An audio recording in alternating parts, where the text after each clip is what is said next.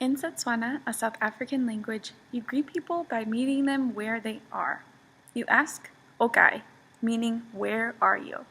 And you respond, "Keteng," meaning "I am here."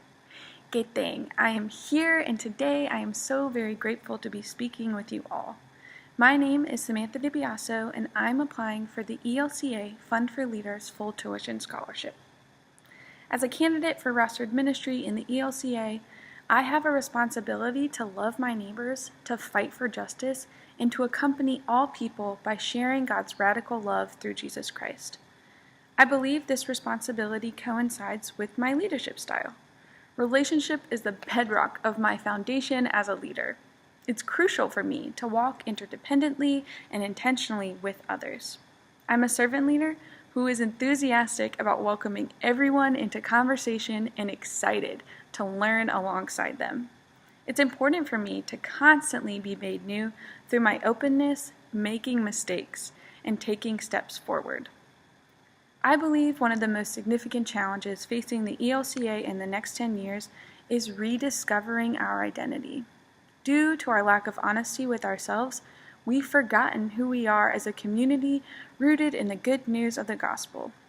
We need to be vulnerable in taking responsibility for the ways we've failed those in the margins of our community. Let us be honest in naming that the ELCA is the widest denomination in the U.S. Placing signs outside our churches that say all are welcome is simply not enough. Let us be truthful in recognizing that there is more work to be done, and we can no longer be passive.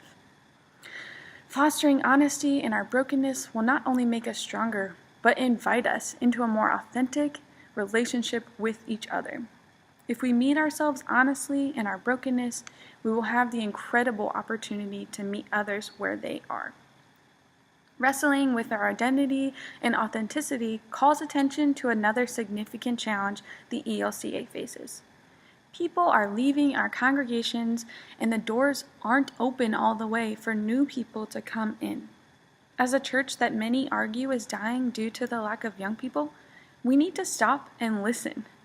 They say we have a space for everyone at the table, but once we are seated, are we listening to them? Jesus teaches us how to do this in his radical public ministry. We need to listen to those who identify as people of color, persons with disabilities, members of the LGBTQI+ community, women, refugees, migrants, and young people. This challenge provides us with the humbling opportunity to learn and be transformed. We should explore new styles of worship and utilize inclusive language in our liturgy. Our sanctuary should function equally as spaces for worship and a classroom.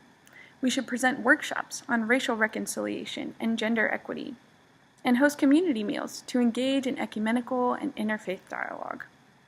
Additionally, instead of focusing solely on getting people to come to our churches, we need to get out there. God is working in the world through a fundamental love that breaks all barriers. I believe the church isn't growing because we don't know our neighbors, and we have to get out the door. We need to face our fears and jump off the deep end into the hard work for justice. It's our responsibility to serve our community in organizing, in advocacy, and engaging our global companions. I'm ready to get my hands dirty in the messy work ahead. I hope to contribute to these challenges by inviting everyone to wrestle with the hard stuff. And I have a lot to learn. I believe it's my obligation to emphasize the beautiful healing work happening in the world and stand in solidarity with those disenfranchised. As a person of privilege, as a white U.S. citizen, cisgendered, heterosexual female in a position of power in the church, it will be my responsibility to meet all people where they are. What we do in this world, who we meet, and where our feet lead us all matter because of God's love for the world through Jesus Christ. In order to be a part of that love, we need to face our challenges and be open to the opportunities walking into our communities. In this walk together, God calls us into relationship to ask each other, "Okay, where are you?" And it's time as a church we say, "Keteng, I am here." Thank you.